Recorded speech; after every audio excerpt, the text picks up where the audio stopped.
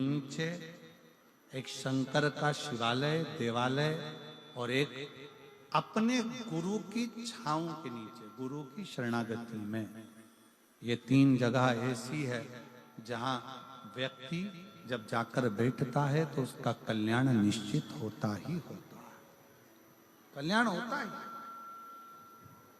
गुरु के चरणों में जाकर बैठिए, आपका कल्याण निश्चित होगा। शिव के मंदिर में, शिवालय में, शंकर की चौखट पर जाकर बैठिए, आपका कल्याण निश्चित होगा। और बेलपत्र के वृक्ष की छांव में,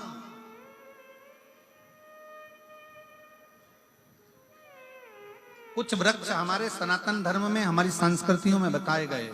आंवले का वृक्ष, पीपल का वृक्ष, बट वृक्ष, शमी वृक्ष, बेल वृक्ष, ये कुछ वृक्ष ऐसे हैं जिनकी छांव में बैठने से फल की प्राप्ति होती है। और कहा अगर जीवन में बहुत तकलीफ हो, बहुत कष्ट हो, बहुत परेशानियां चल रही हो, तो एक बार बेलपत्र की छांव में बैठकर, एकांत में बेलपत्र की छांव में बैठकर भगवान शंकर का स्मरण बड़े प्रेम से करा करो। श्री शिवाय नमस्तुभ्यं, श्री शिवाय नमस्तुभ्यं, श्री शिवाय नमस्तुभ्यं, श्री शिवाय नमस्तुभ्यं, श्री शिवाय नमस्तुभ्यं, श्री शिवाय नमस्तुभ्यं। बेलपत्र की छांव में बैठकर, जैसे ही देवराज नाम का ब्राह्मण बेलपत्र की छांव में बैठा, बेलपत्र के नीचे जैसे ही बैठा वो बेलपत्र की छांव में, उसके प्राण छूट गए। प्राण छूटे, भगवान शंकर नंदी लेकर आए। भगवान शिव नंदी को लेकर पधारे, और जैसे ही भोले बाबा नंदी को लेकर आते हैं, इसको नंदी के ऊपर बिठाते हैं। ये पूछता है मैंने कौन सा पुण्य कर। अभी जैसे हमने आपसे कहा कि सिरसा वालों का कोई ना कोई पुण्य तो प्रबल है। जल के अंदर जो डूब कर मरता है वो प्रेत योनि में जाता है, उसकी गति नहीं है।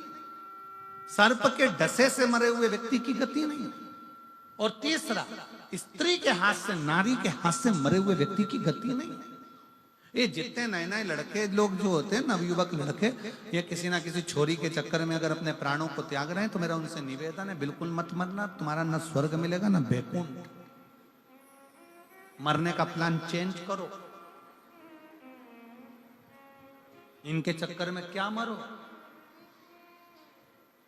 सर्प के डसे से मरा हुआ, पानी में डूब कर मरा हुआ और स्त्री के हाथ से मरा हुआ, तीन तरह से मरे हुए व्यक्ति की गति नहीं, गति नहीं।